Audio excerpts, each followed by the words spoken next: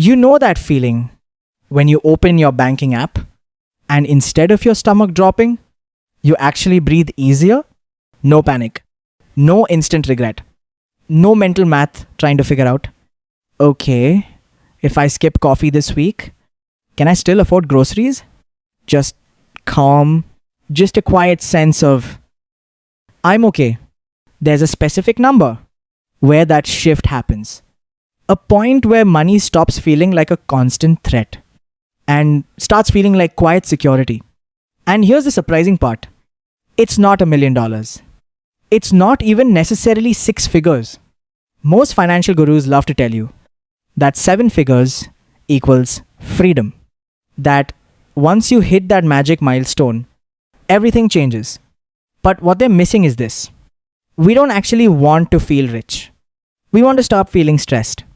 We want to stop checking our balance, like we're about to read bad news. That subtle shift from anxiety to ease, that's the real magic number.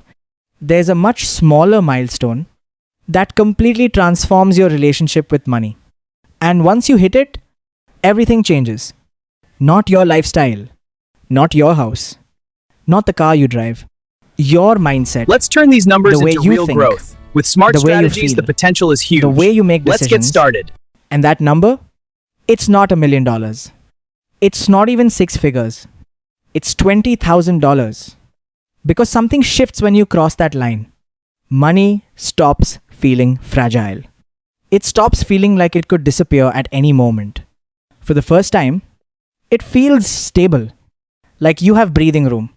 Like you're not one emergency away from starting over. My name is Nick. And I spend way too much time thinking about money, about financial psychology, about why some people seem to build wealth almost effortlessly, while others stay stuck, repeating the same financial patterns for years, even decades. And what I've learned is this. Wealth isn't just math. It's behavior. It's identity.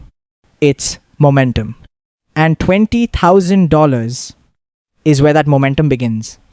If you're someone who actually wants to understand how wealth really works, not just hope, not just wish, not just wait for things to magically improve, then you're in the right place. So hit that subscribe button. And if this video helps you see money differently by the end, give it a thumbs up. Because that tells me you want more content like this. Now, before we dive into why $20,000 is the real game changer, let me ask you something. When you think about building wealth, what comes to mind? Do you picture some trust fund kid who never had to worry about money? Someone who started 10 steps ahead? Or maybe you imagine the opposite. Someone grinding for years.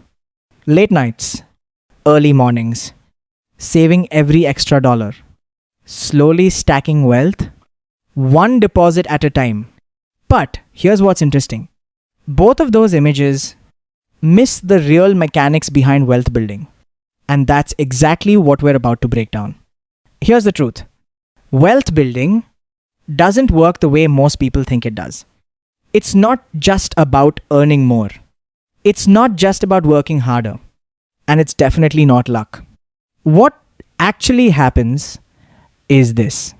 There are invisible financial thresholds, lines you can't see, but once you cross them, the entire game changes. The rules shift. The pressure feels different. And $20,000 is the first major threshold. It's the line that quietly separates the people who will eventually build real wealth from the people who stay stuck living paycheck to paycheck. And the crazy part? Most people don't even know this line exists. Think about it like this. Imagine trying to push a massive boulder up a hill. At the beginning, it barely moves. You're straining, sweating, wondering if it's even possible. Every inch feels heavy. Every step feels like you're fighting gravity. That's what building wealth feels like in the beginning. Slow, heavy, frustrating. But then, something changes. You keep pushing. You build momentum. The boulder starts moving faster. And when you finally reach the top, it tips. And suddenly, gravity isn't working against you anymore. It's working for you. That's what $20,000 represents. It's the crest of the hill. Everything before it feels like you're pushing uphill. Everything after it feels like the system finally starts helping you. But here's where it gets really interesting. Because what happens next is probably not what you expect.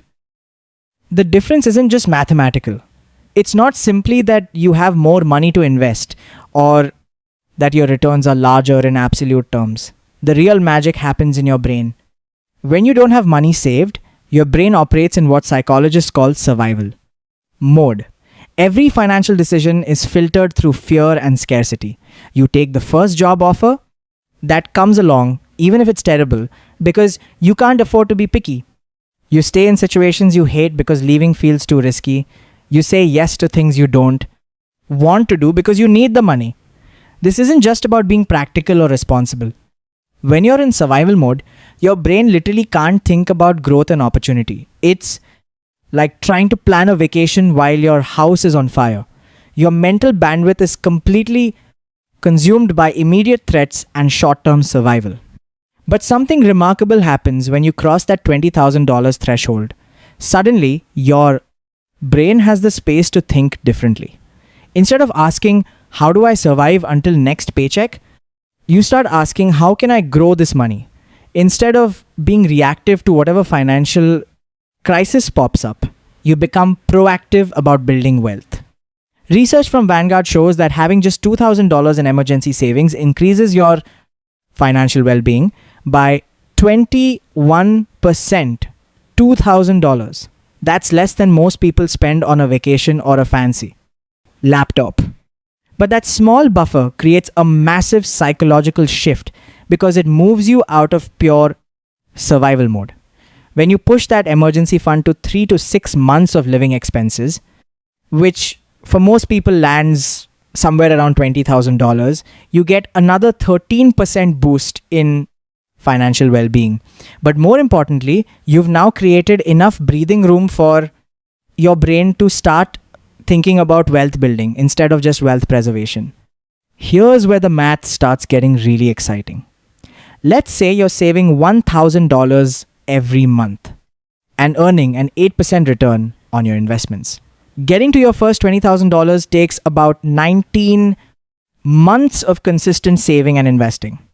That's a year and a half of discipline, sacrifice, and delayed gratification. It's not easy, and frankly, most people give up somewhere along the way. But here's the part that will blow your mind. Your second $20,000 doesn't take another 19 months.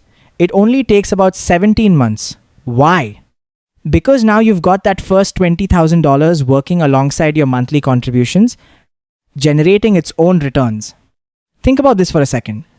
You did the exact same amount of work, saved the same amount of money each month, took the same level of risk with your investments, but you shaved 2 full months off the timeline just because you had more money working for you. That's the power of compound interest starting to kick in.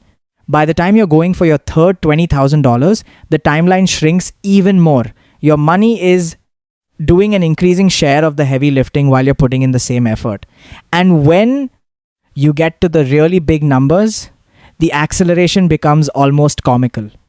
Once you hit $400,000 in your investment portfolio, you can generate your next $20,000 in just 5 months.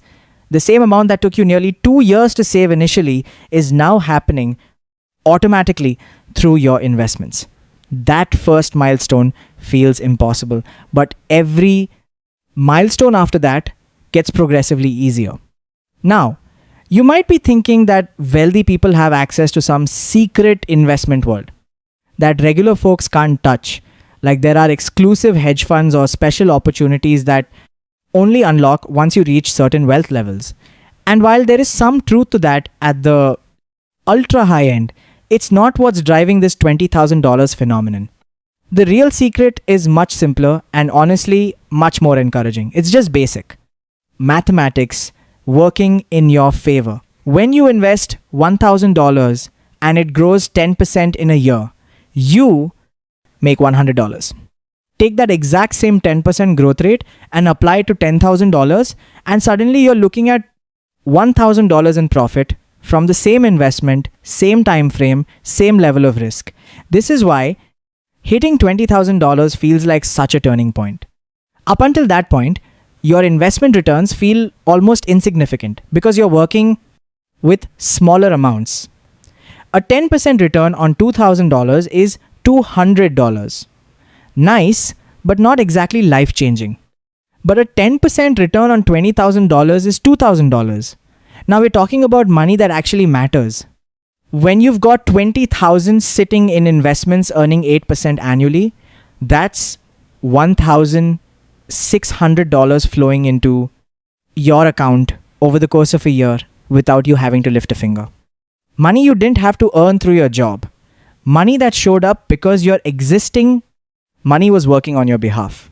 The investment strategy isn't any more sophisticated than what someone with $1,000 can use. You can buy the exact same index funds, use the same brokerages, follow the same basic principles.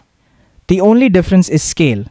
And that scale transforms small percentage wins into real financial progress. But here's the part that most people completely miss, and it might be the most important point in this entire video.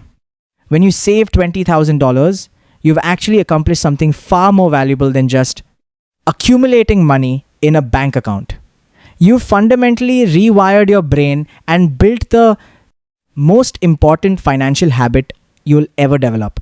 And this might sound like some self-help nonsense, but stick with me because this is where things get really practical. Think about what it actually takes to save $20,000 if you're starting from zero. Unless you're making ridiculous money or living in your parents' basement rent-free, this requires serious discipline.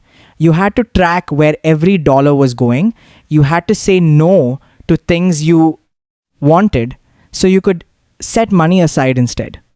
You had to resist the urge to blow your savings on whatever shiny object caught your attention that week. Most importantly, you had to do all of this consistently for months or even years. And here's the kicker. You proved to yourself that you can control your money instead of letting it control you. You became the type of person who can delay gratification when it really matters. That's not just a financial skill, that's a life skill. This identity shift is huge because it affects every financial decision you make going forward.